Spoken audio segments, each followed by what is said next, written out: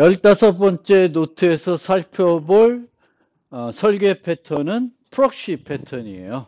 프록시라는 거는 다른 거를 뭔가 대신해 주는 그런 걸 우리가 프록시라고 합니다. 그래서 다른 객체를 뭔가 대신해 주는 건데 다른 객체에 대한 접근을 뭔가 대신해 주는 접근을 제어한다거나 뭐 그런 거예요. 그래서 원객체를 우리가 바로 사용하는 게 아니라 프록시를 통해서 사용하게 되는데 프록시를 사용하는 이유들이 여러 개가 있습니다. 그래서 여러 원객체를 프록시를 우리가 이용해서 접근하는 이유에 따라서 이제 프록시를 여러 가지 종류로 구분을 하게 됩니다. 그리고 이 코드를 구성하는 형태는 기존에 우리가 살펴봤던 장식 패턴이나 어댑터 패턴하고 유사합니다. 왜냐하면 장식 패턴, 어댑터 패턴도 이제 객체 어댑터 같은 경우에 그런데 hasA와 isA를 동시에 사용을 해요.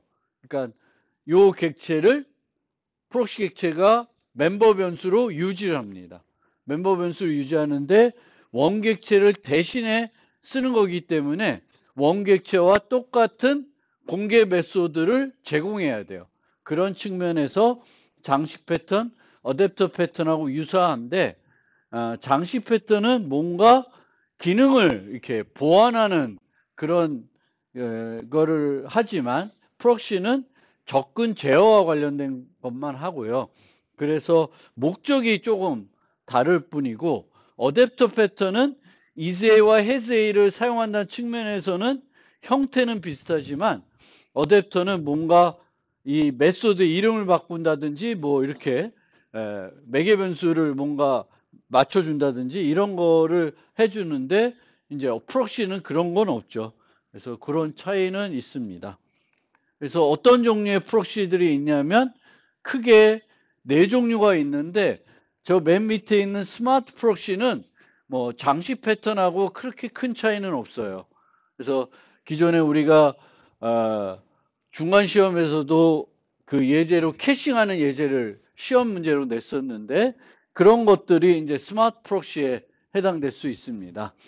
그래서 프록시 중에 우리가 사용할 수 있는 것 중에 하나가 원격 프록시입니다. 원격 프록시는 이 객체가 내 로컬에 있지 않아요. 내가 접근해야 되는 객체가 로컬에 있으면 그냥 호출해서 쓰면 되는데 원격에 있어요. 원격에 있는 객체인 경우에는 통신을 통해서 그 객체에 접근해야 되겠죠. 그럼 프록시가 뭘 해주냐면 그 통신에 복잡한 어떤 소켓을 만들고 연결하고 그런 것들을 이제 프록시가 대신해 주는 거예요. 그럼 나는 이 객체가 마치 로컬에 있는 것처럼 통신에 대해서는 신경 안 써도 되는 거죠. 그게 원격 프록시고요. 가상 프록시는 이 객체를 원객체가 생성할 때 뭔가 비용이 많이 들어가요. 그래서 또 시간이 오래 걸릴 수가 있어요. 그래서 가상 프록시는 이 원객체가 온전하게 준비가 완료될 때까지 뭐 그 기간이 짧을 수도 있지만 그 사이에 잠깐 대신해 주는 그런 역할을 해주는 게 가상 프록시입니다. 객체가 이제 온전히 만들기 전까지는 대신해 주는 거고요. 보호 프록시는 우리가 객체 지향에서는 이제 메소드들에 대한 접근 제어를 public, private, 뭐 protected, default 뭐 이런 접근 제어로 메소드들을 호출할 수 있는지 여부를 이제 결정하게 되는데 이제 어떤 객체는 이제 어떤 사람한테는 요 메소드를 호출할 수 있어야 되고 누구한테는 또 호출할 수 없어야 돼요. 예, 그런 경우에는 이런 퍼블릭 프라이빗 갖고는 안 되는 거죠.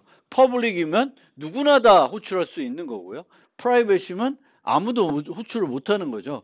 그래서 그런 우리가 그 객체장에서 강건성을 위해서 제공하는 접근 제어 말고 또 다른 형태의 접근 제어가 필요할 때 그것을 해주는 우리가 프록시를 만들 수가 있습니다. 그거를 이제 보호 프록시라 그러고, 스마트 프록시는 원객체를 접근하기 전에 사전에 뭔가 처리할 것이 있으면 프록시가 그걸 해주는 거예요. 이거는 뭐 아까도 얘기했듯이 우리가 이미 살펴봤던 장식 패턴에서도 똑같은 것을 할 수가 있습니다.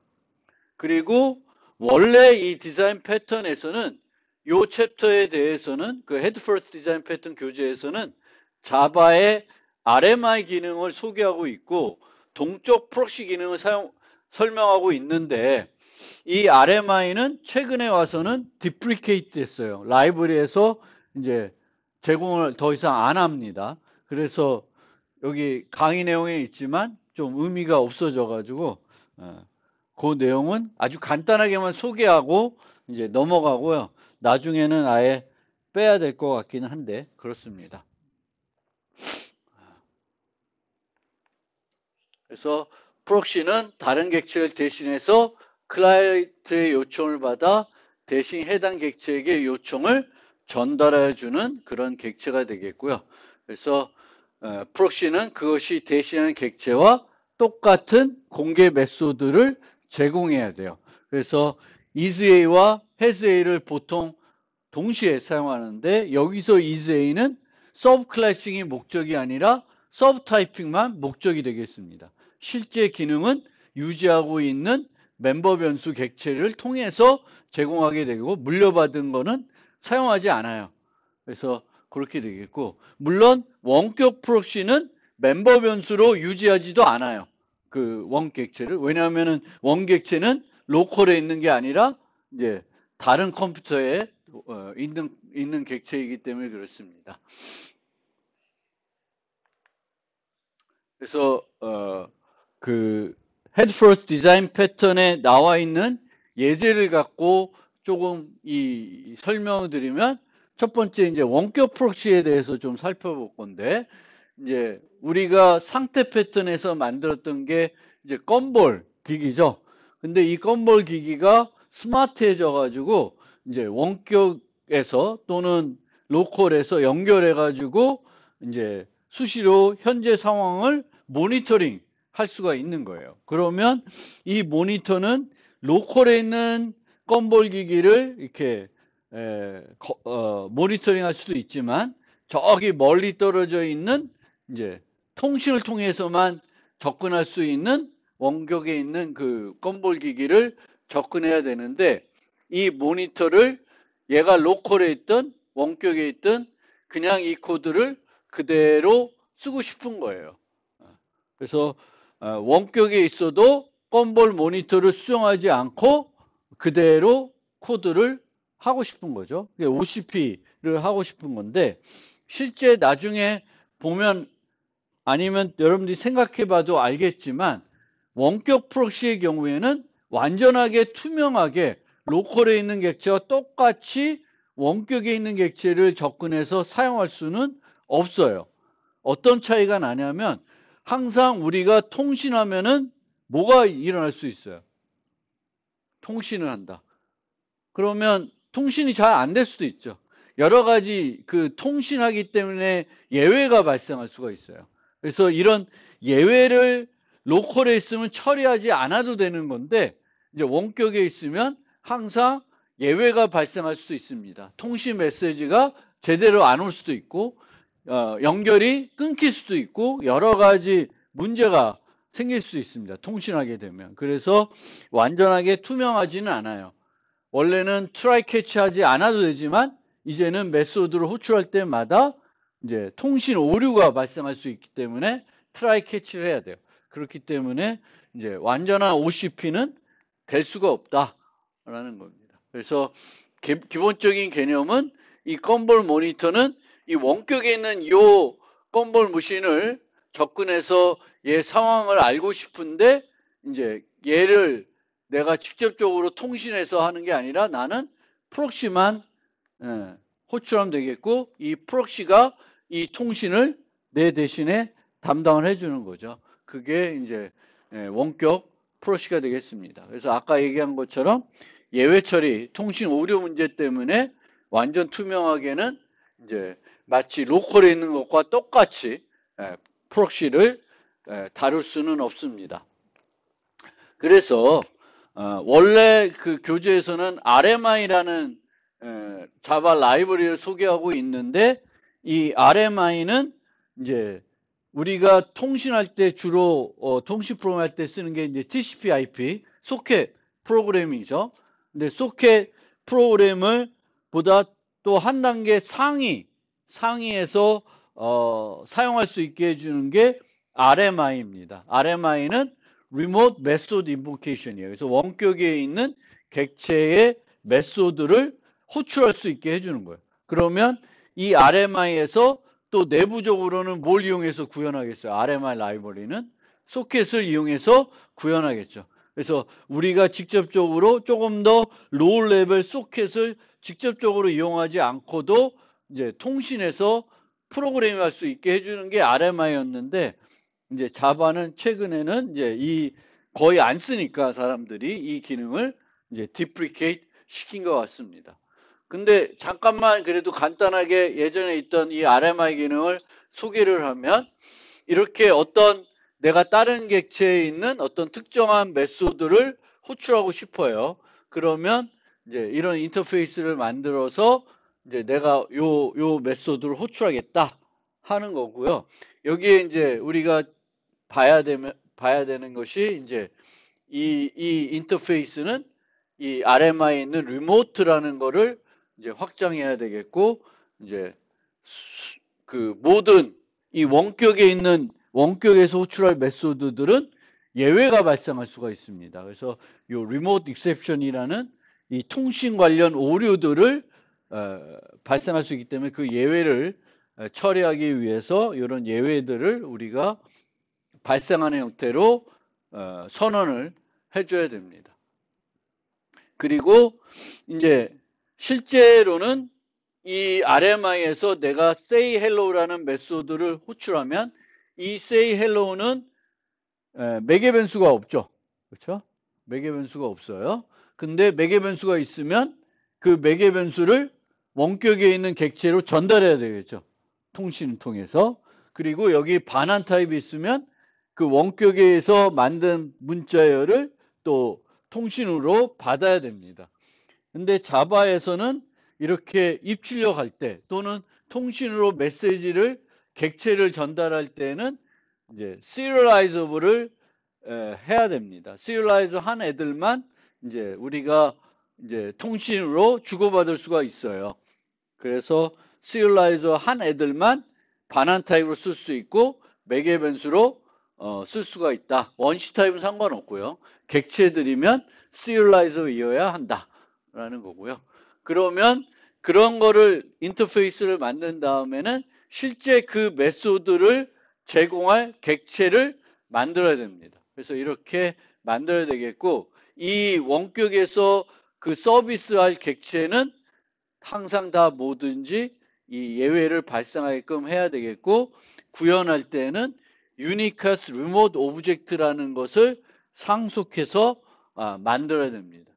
요것도 한 가지 이제 걸림돌이 될 수가 있어요. 왜냐하면 이제 자바는 단일 상속이잖아요. 그렇죠? 근데 얘를 무조건 원격에서 우리가 RMI 통해서 접근해야 되는 객체는 Uniqueas Remote Object를 상속받아야 되는데 내가 만드는 객체가 또 다른 어떤 클래스를 상속받아야 되면 이제 뭔가 안 되는 거죠. 그래서 그런 불편함도 있긴 있습니다. 그 다음에 이렇게 서버에서 돌아갈 이제 요 애를 만들면은 이제 걔를 RMI 레지스트리라는 거에 등록을 해놔야 돼요. 등록을 해야 이제 그 객체를 원격에서 접속해서 호출할 수가 있습니다. 그래서 그걸 하는 방법이 이렇게 하는 방법이 있고 이렇게 하는 방법이 있습니다. 그래서 Remote Hello라는 이름으로 이 객체를 등록해 놓게 됩니다.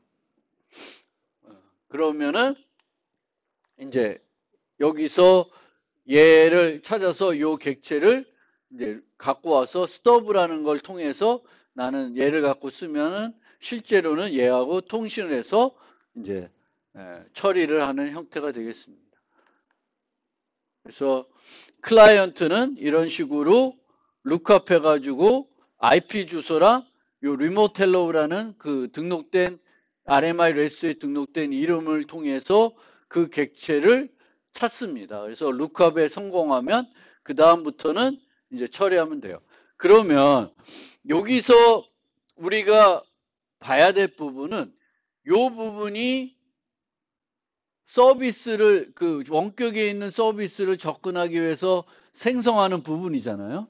근데 요 부분만 이제 로컬에 있는 객체를 생성한다 치면 요 부분만 차이가 있고 그 다음부터 요 두 문장은 로컬에 있는 객체를 쓰나 원격에 있는 객체를 쓰나 차이가 없습니다. 차이가 없이 똑같은 코드로 처리를 할 수가 있습니다. 단지 차이점은 로컬에 있는 애는 서비스에서 요 객체의 say hello를 호출해도 예외가 발생할 리는 없을 텐데 이제 원격에 있기 때문에 이제 예외가 발생할 수 있어서 트라이 캐치를 하고 있는 그 차이만 있습니다. 그래서 그런 차이가 있다라는 거고요. 만약 내가 기기를 만들면 이런 식으로 이제 원래 있던 애를 이제 서비스 이 RMI 통해서 서비스 하려면은 유니캐스 리모트라고 하는 거를 상속받아야 돼서 이렇게 만들고 모든 모든 메소드 원격에서 호출해야 될 메소드들은 리모트 익셉션을 이제 스로우하게끔 만들어주면 돼요.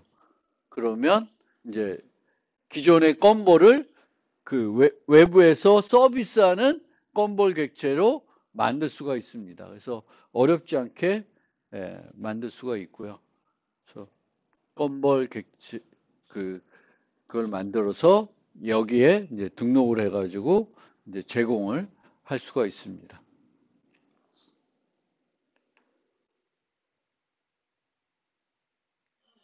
그래서 요 try catch 부분만 제외하면 원격에 있는 애를 접근하나 로컬에 있는 애나 접근하나 똑같고요.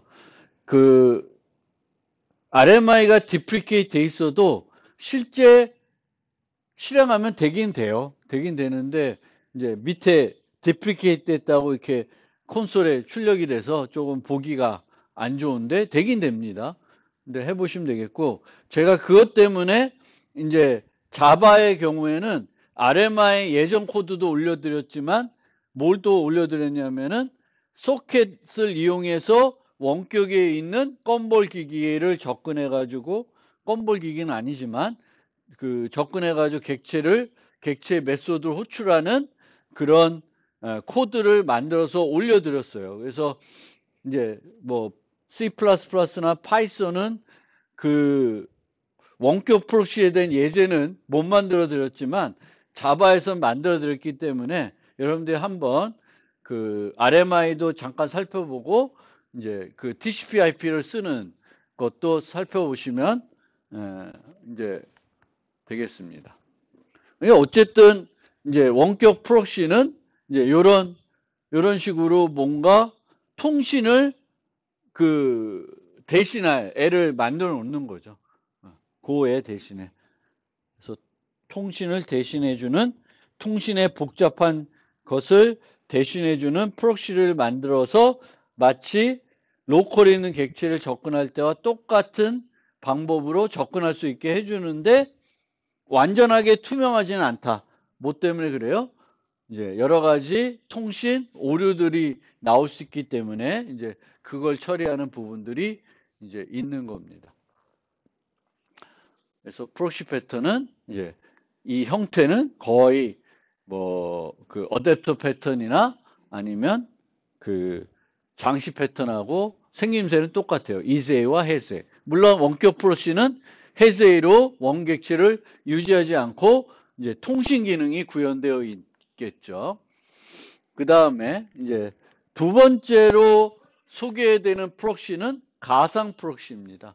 가상 프록시. 그래서 헤드 퍼스트 디자인 패턴에 나와 있는 예제는 어떤 예제였냐면 이것도 이제 1판에 있는 내용인데 이제 조금 옛날 얘기가 되겠죠. 그래서 CD를 음악 플레이에서 어떤 MP3를 플레이하는데 이제 그, 그 표지를 이렇게 띄워주는 거예요. 앨범 표지를.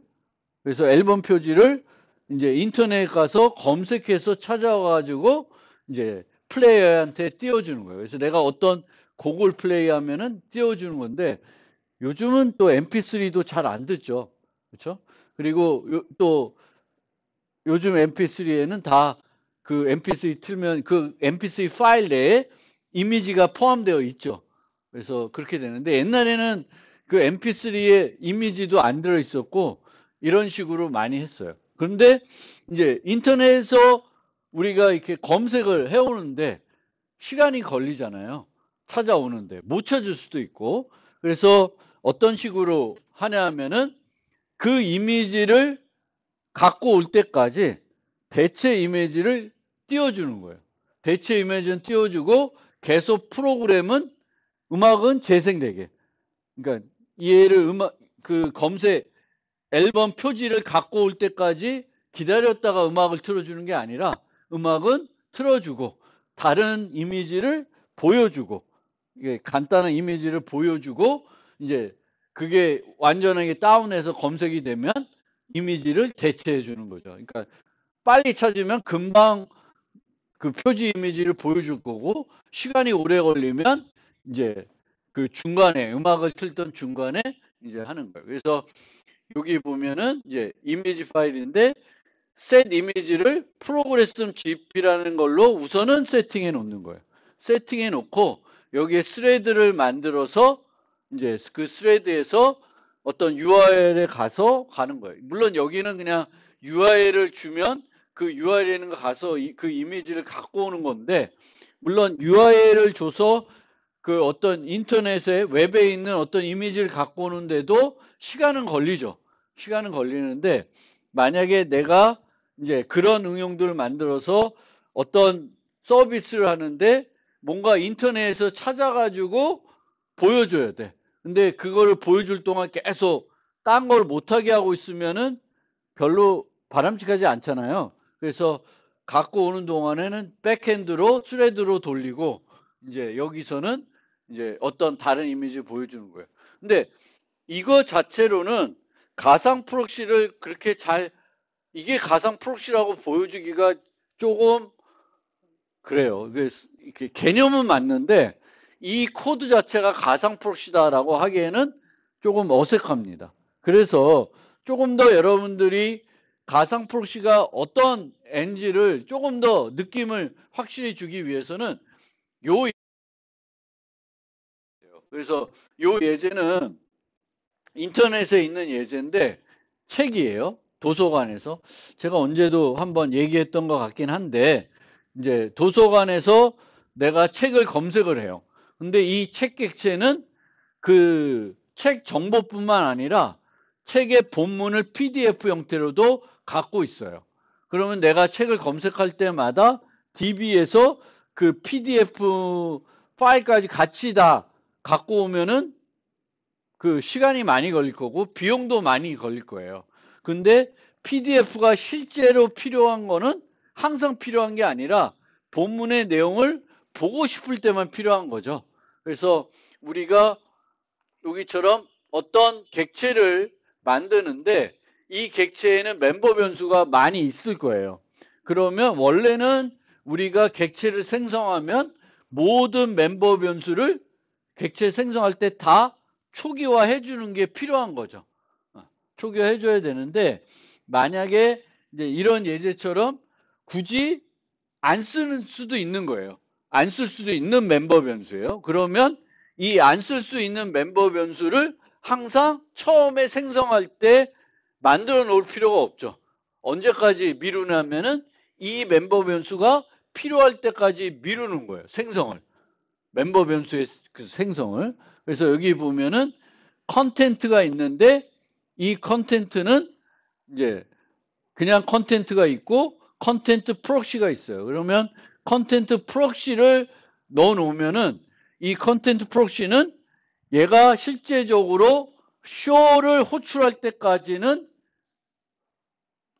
실제 컨텐츠를 안 갖고 오는 거죠. PDF 파일을 미루는 거예요.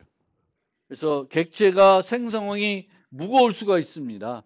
무거운데 굳이 매번 처음에 생성할 때마다 다 만들어 놓을 필요는 없고 필요할 때 그 순간이 됐을 때 만들어 놓는 거예요. 그거를 우리가 또 다른 개념, 어떤 개념 설명드릴 수 있냐면 레이지 이밸류에이션이라는 개념으로 설명할 수가 있는 거죠. 레이지 이밸류에이션이라는 거는 꼭 필요할 때, 필요하지 않으면 평가를 안 한다는 거고요. 우리가 A and B 할 때도 A만 평가를 해가지고 전체 결과를 하면 B를 안 하잖아요. 그런 것처럼 여기서도 평생 이 객체를 우리가 책 객체를 만들었지만 컨텐츠는 안 보고 이제 요약 정보만 보고 끝낼 수도 있죠. 그러면은 이 북 객체는 컨텐츠 객체에 있는 그 실제 내부 내용, 이 내부 DB에서 갖고 오는 그 내용들은 안 갖고 오는 거죠. 그래서 여러분들이 객체를 생성할 때도 얼마나 무거운 거가 있고 이 객체에 있는 모든 멤버 변수가 항상 처음부터 필요한 건지 나중 가서 필요한 건지 나중 가서도 필요하지가 않을 수도 있다. 그러면 얘는 밀어놓는 거예요. 생성을 미루는 이제 그런 전략들을 쓸 필요가 없고 그런 거를 쓸 때 이제 우리가 걔를 조금 더 효과적으로 내가 프로그램하는 방법은 가상 프록시처럼 만들어 버리는 거예요. 그러면 이제 얘는 조금 더 그거는 신경 안 쓰는 거죠. 여기서 얘가 언제 완전하게 될지는 얘가 여기에 로직이 들어있는 거죠. 얘한테 만드는 게 아니라.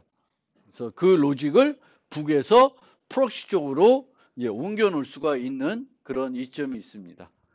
그래서 가상 프록시는 이처럼 어떤 객체를 생성할 때 그 생성이 무거울 수 있으니까 이제 미루는 거죠. 미루게 해주는 거예요.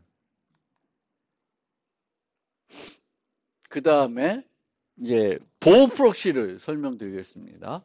그래서 이 보호 프록시는 보호 프록시를 만들 때 자바 같은 경우에는 이 동적 프록시라는 라이브러리를 이용할 수가 있습니다. 그래서 그거를 좀 설명드리는데 예제는 뭐가 나오냐면 이제 커플 매칭 앱 뭐 이런 앱이에요. 주제가 적절한 주제인지 모르겠지만 하여튼 그 헬프로스 디자인 패턴에 있는 예제예요. 그래서 커플을 매칭하는 건데 이제 그 거기에 들어있는 멤버들이죠. 사람들의 정보로 이런 정보들을 갖고 있어요. 성별이 있고 이름이 있고 이제 취미 정보가 있고 그 다음에 이제 각 그 들어있는 그 멤버들을 상호 평가를 할 수가 있어요.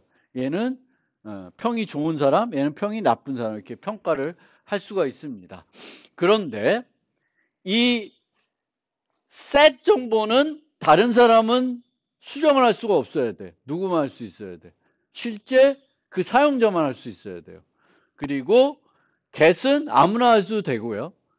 set her or not rating 이 평가는 개인은 또 못해요. 자기 자신은 자기를 평가할 수 없어야 됩니다. 그래서 이 메소드들이 밖에서 누군가에는 불러야 되기 때문에 다 퍼블릭이 돼야 되겠지만 퍼블릭이 되면 누구든지 다 할 수가 있잖아요. 그래서 이제 내 자신은 get과 set을 할 수 있고 내 자신이 아닌 다른 사람을 접근할 때에는 get은 할 수 있고 또 평가는 할 수 있고 그렇게 이제 하고 싶은 거예요. 그래서 이거에 대한 이 메소드에 대한 접근 제어를 단순하게 이제 강건성을 위해서 만들어진 객체 지향에서 제공하는 접근 제어로는 안 되는 거죠. 그러면 얘를 이제 보호 프록시를 만들어서 이제 그 외부 사람이 김상진을 접근할 때는 요거 메소드는 할 수가 있게 해주고, 김상진이 김상진을 접근할 때에는 또 할 수 있는 게 있고 못하는 게 있고 그거를 해주는 거예요. 근데 실제로는 우리가 이 프록시를, 이게 오너 프록시라는 거는 이제 자기 자신의 정보를 접근하는 거예요. 그러면은 이제 여기다가 이런 식으로 해세이로 유지하고, 이제 여기서 할 수 있는 것들은 getName 뭐 이런 것들은 다 할 수 있게 해놓고, 이제 set hot or not rating, 이제 자기 자신에 대해서는 평가를 할 수가 없으니까 이제 빈 메소드를 만들어 놓으면 호출해도 못하게 되는 거죠. 그래서 김상진이 접근해서 김상진 정보를 수정하고 싶으면은 오너 프록시로 쓰게 해주는 거죠. 또 다른 홍길동이 접근해서 김상진을 쓰게 하면은 non-owner 프록시로 김상진을 포장해 가지고 주면, 포장해서 준다는 게 조금 또 그러면 장식 패턴 같은 느낌이 드는데, 어쨌든 그렇게 해서 프록시를 주면은 걔를 통해서는 요걸 할 수 있지만 set name과 set name은 못하게 하는 거예요. 그래서 우리가 직접적으로 이런 식으로 프록시를 만들 수가 있어요. 프록시, 보호 프록시를. 근데 보호 프록시를 이런 식으로 만드는 거는 귀찮잖아. 그렇죠? 귀찮으니까 얘를 이제 자바에서는 동적 프록시라고 하는 라이브러리를 통해서 룰을 세팅해 주면 얘를 만들어 주는 거예요. 오너 프록시를. 그래서 그런 라이브러리가 있습니다. 그래서 어떤 식으로 만드냐면은 이렇게 오너 인보케이션 핸들러라는 걸 만들어요. 만들어 가지고 여기다가 뭘 하냐면은 룰 세팅을 하는 거예요. 룰 세팅을 코드로 작성을 합니다. 그래서 어떤 식으로 되냐면은 리프렉션 라이브러리를 이용하는데 메소드의 getName이 오너예요. get은 다 써도 되는 거죠. get은 이제 실행할 수 있게 해주는 거예요. 그 다음에 set hot or not rating이면 예외를 발생합니다. 조건 예외. 그 다음에 starts with set이면은 또 할 수 있게 해줘요. 그래서 룰 세팅하는 거예요. 근데 이 룰 세팅을 쉽게 하려 그러면 이제 이름들을 좀 잘 지어야 되겠죠. 이름이 천차만별이면은 뭐 메소드가 10개인데 10개마다 다 다른 룰을 적용해야 돼. 그러면 어렵잖아요. 그래서 이제 룰 적용을 조금 쉽게 할 수 있게끔 이제 메소드 이름들이 잘 만들어져 있으면 내가 직접 이걸 만드는 대신에 이 라이브를 이용해서 이렇게 코딩을 하면은 조금 더 편하게 보호 프록시 같은 걸 만들 수가 있습니다. 그래서 이걸 만들어 가지고 이걸 만든 다음에 실제 쓸 때는 이런 식으로 이제 만들 수가 있어요. 요 오너 인보케이션 핸들러에 요 객체, 김상진 객체를 주면 이제 김상진은 이제 get과 set은 부를 수 있어도 평가는 못 하게끔 이제 그 만들어 줍니다. 그래서 이 동적 프록시는 프록시를 만들어주는 라이브러리예요. 무슨 프록시? 보호 프록시를 만들어주는 그런 라이브러리가 되겠습니다. 이렇게 룰 세팅을 해서 리프렉션 라이브러리 이용해서 룰 세팅을 하면은 이렇게 만들어 놓으면은 얘를 만들어 줍니다. 그러니까 얘를 몰라도, 얘가 없어도 우리는 이렇게 만들 수가 있죠. 그리고 보통 이제 늘 그랬지만 이제 반환 타입이 없으면 얘를 못 쓰게 하려면 빈 메소드로 만들면 되겠고, 반환 타입이 있으면은 뭐 적절하게 반환할 것이 없으면 여기처럼 이런 식으로 예외를 발생하게끔 하는 방법밖에는 없을 거예요. 그래서 메소드가 얘는 호출하면 안 되는 거야. 근데 이제 보이드야. 반환 타입이 없어. 그럼 빈 메소드로 보호 프록시 만들어 보면 호출해봤자 아무것도 안 일어나는 거고, 근데 반환 타입이 있으면 조금 그거를 빈 메소드로 만들 수가 없으니까 예외를 발생하게 만들어 놓으면은 그걸 호출하면은 프로그램이 죽겠죠. 그래서 그런 식으로 만들 수가 있습니다. 그래서 그렇게 됩니다. 그래서 이 동적 프록시는 프록시를 만들어주는 라이벌이다. 그 자바 라이벌이라는 거예요. Java library. 이 자체가 프록시는 아니에요. 얘는 프록시를 만들기 위한 룰을 프로그램, 리플렉션 라이브러리 이용해서 규칙들을 정의하고 있는 그런 요소가 되겠습니다. 그래서 이제 이렇게 되겠고, 그 다음에 이제 다 왔습니다. 그 다음에 이제 스마트 프록시 쪽에 가면은 이제 싱크로나이제이션, 동기화 메커니즘을 프록시가 락을 걸어주고 뭐 이런 거를 이제 해주는 그런 요소들. 그러니까 항상 우리가 뭔가를 할 때 이제 이 클래스에서 핵심적으로 제공해야 될 것이 아닌 것들은 뭔가 다른 객체를 만들어서 그 기능을 제공하게 만들어야 되겠죠. 그리고 이런 동시성 같은 경우에도 그 객체가 뭐 그게 책 객체다. 그럼 책이 동시성 제공하는 게 그 책 객체의 책 클래스의 핵심 그 기능은 아니겠죠. 그런 것들을 만들어야 되겠고, 그 다음에 copy on write proxy라는 게 있어요. 얘도 동시성하고 관련된 건데 얘는 한번 내용을 좀 살펴봅시다. 그래서 이제 어떤 예제냐면 다중 스레드 환경에서 다른 스레드가 데이터를 추가 삭제를 못하게 막고 특정 컬렉션부터 데이터를 연속적으로 추출하고 싶다라는 거예요. 즉, 뭐 어레이 리스트라든지 뭐 링크 리스트라든지 이런 여러 개의 데이터를 유지하는 자료 구조 객체가 있어요. 그래서 얘를 내가 접근해서 뭔가 통계 정보를 계산해야 돼요. 근데 내가 하는 동안에는 뭔가 누군가가 또 다른 스레드가 데이터를 수정하지 못하게 막고 싶은 거죠. 그러면은 이 문제를 해결하는 방법으로 첫 번째 해결책은 컬렉션 자체를 락 걸어놓을 수가 있어요. 락을 걸어놓는 거예요. 락을 걸어놓으면은 이제 다른 사람들도 쓰고 싶어도 못 쓰는 거죠. 리드 자체도 안 되는 거예요. 그래서 장시간 럭에 걸릴 수가 있습니다. 두 번째 해결책은 이게 조금 더 효율성은 높은데 컬렉션을 복제하는 거예요. 내가 컬렉션을 하나 카피해가지고 그거 갖고 나는 작업하는 거예요. 그러면 다른 사람들은 원 객체에 대해서 작업하면 그건 나한테 영향을 안 주겠죠. 안 줄 거예요. 그런데 만약에 내가 그 작업하는 동안에 실제 그 객체를 그 컬렉션을 접근하는 다른 스레드가 없었어. 그럼 어떻게 돼? 이 복제는 낭비가 된 거죠. 복제를 안 해도 됐었는데 복제를 해서 내가 작업을 한 거잖아요. 그래서 그 낭비가 할 수 있으니까 세 번째는 뭐냐면은 프록시를 통해서 복제 없이 그냥 쓰다가 만약에 어떤 순간에 누군가가 내가 아직 다 안 끝났는데 데이터에 대해서 접근을 어떤 스레드가 시도를 해.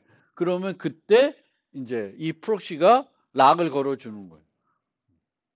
아니, 복제를 해서, 락을 걸어주는 게 아니라 복제를 해가지고 진행하게끔 하고 다른 애들은 원객체에서 쓸 수 있게 하는 거예요. 그러니까 무조건 복제하는 게 아니라 필요하면 복제를 하는 그런 방식이 되겠습니다. 그래서 copy on write proxy라는 거. 그러니까 이거는 동시성과 관련해서 여러분들이 생각해 볼 지점이 있어요. 그래서 어떤 데이터를 내가 여러 스레드들이 동시에 쓰려고 그래. 근데 가장 쉽게 해결하는 방법은 뭐예요? 락을 걸어 놓는 거예요. 근데 락을 걸어 놓은 동안에는 다른 객체들은 그 데이터에 대한 접근이 원천적으로 막힙니다.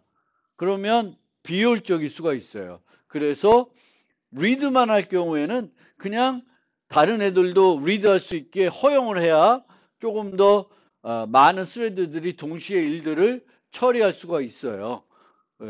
그리고 만약에 내가 이제 어떤 수정에 대해서 영향을 받지 않고 나는 요 순간에 데이터를 갖고 어떤 값을 계산하고 싶다. 그럼 보통 반복자들도 어떤 반복자가 있다고 그랬어요? 정적 반복자가 있다고 그랬죠. 정적 반복자는 뭐 하는 거예요? 스냅샷을 찍는 거예요. 스냅샷을 찍는다는 거는 복제한다는 것과 똑같은 얘기예요. 그래서 그 스냅샷을 미리 찍는 게 아닌 거지. 항상 찍는 게 아니라 필요하다고 생각되면 하는 거고, 이것도 결국은 뭐 하는 거예요? 레이지 이밸류에이션 하는 거죠. 이 해결책 3은 미리 하지 않고 이거하게 복제하지 않고 쭉 미루다가 불가피하면 그때 하는 그런 방식. 네. 그렇습니다. 그래서 이런 것들을 여러분들, 근데 커피 온 라이트 프록시 같은 경우에는 이제 OS 시간에 이런 거에 좀 배웠을 것 같고요. 그래서 앞서도 설명드렸듯이 이제 이 프록시는 그 형태 측면에서 보면은 어댑터 패턴, 데코레이터 패턴하고 거의 흡사합니다. 즉 hasA와 isA를 동시에 사용하게 되겠고, isA는 서브타이핑 목적으로 사용을 하는 그런 패턴이 되겠습니다. 물론 원격 프록시는 객체를 유지하지 않고요. 근데 데코레이트 패턴과 조금 더 면밀하게 비교를 해보면 목적 측면에서 좀 차이가 나는데, 물론 이제 나중에 스마트 프록시 같은 경우에는 그게 뭐 기능 보완이라고도 볼 수 있기 때문에 크게 구분은 안 돼요. 그 다음에 둘 다 대시하는 객체가 동일 타입으로, 즉 isA를 서브타이핑 목적으로 활용을 하는 게 되겠죠. 그리고 이제 보호 프록시 같은 경우에는 일부만 사용할 수 있도록 할 수도 있고요. 장식 패턴하고 달리 이제 그런 또 차이가 있고요. 장식은 항상 장식 대상을 hasA로 유지하지만 프록시는 유지하지 않을 수가 있습니다. 원격과 가상 프록시는 시점이 되면 유지하고 시점이 안 되면 아직 유지하지 않을 수 있어요. 처음부터 유지를 가상 프록시 같은 경우에는 유지하지 않을 수가 있고요. 장식은 장식 대상을 실행 시간에 주입받지만 프록시는 대신하는 객체를 내부적으로 생성을 보통 합니다. 그래서 관계를 형성하는 시점이 프록시와 장식이 보통 다릅니다. 그래서 비슷한 점도 있지만 차이 나는 점도 분명히 있습니다. 그래서 그런 것들을 한번 생각해 보시면 되겠고요. 이제 요약을 해보면, 이제 원 객체를 접근할 때 뭔가 이제 그 해줘야 된다. 그거를 해주는 거를 이제 프록시라는 걸 만들어서 그 프록시를 통해서 그 기능을 원객체가 아니라 걔가 해주게끔 우리가 이제 프록시라는 걸 만들어서 제공을 할 수가 있습니다. 그래서 원격 프록시는 네트워크의 복잡성을 클라이언트로부터 숨길 수가 있고요. 가상 프록시의 장점은 원객체의 생성을 지연시키고 생성 시점을 최적화시킬 수가 있습니다. 그래서 가상 프록시도 이제 그 레이지 이밸류에이션을 해주는 그런 요소가 되겠고요. 보호 프록시는 이제 그 강건성을 위해서 제공하는 객체쟁이 제공하는 접근 제어가 안 될 때 이제 그렇게 할 수가 있고, 또 파이썬처럼 이제 그 접근 제어 자체가 제대로 아닌 경우에는 그걸 위해서 보호 프록시를 만들 수도 있겠죠. 근데 이 보호 프록시는 이제 요 메소드가 어떤 애들은 써야 되고 어떤 애들은 쓰지 말아야 될 때, 그때 이제 그거를 오류 없이 처리하기 위해서 요런 애들이 쓸 때는 어떤 프록시를 이용해서 쓰게끔 하고, 저런 애들이 쓸 때는 또 요 프록시를 이용해서 쓰게끔 하면은 그 접근 제어를 오류 없이 제공할 수 있게 되는 그런 특징이 있겠고, 이제 보호 프록시 같은 경우에는 내가 만들려 그러면은 이제 귀찮을 수가 있는데, 이제 자바는 저거를 룰만 제공해주면 싹 만들어주는 그런 라이브러리가 있으니까 그거를 우리가 활용할 수도 있습니다. 이걸로 프록시에 대한 설명은 마무리하고요. 오늘은 여기까지만 하고 수요일 날 이제 그 MVC 복합 패턴에 대해서 설명해 드리겠습니다.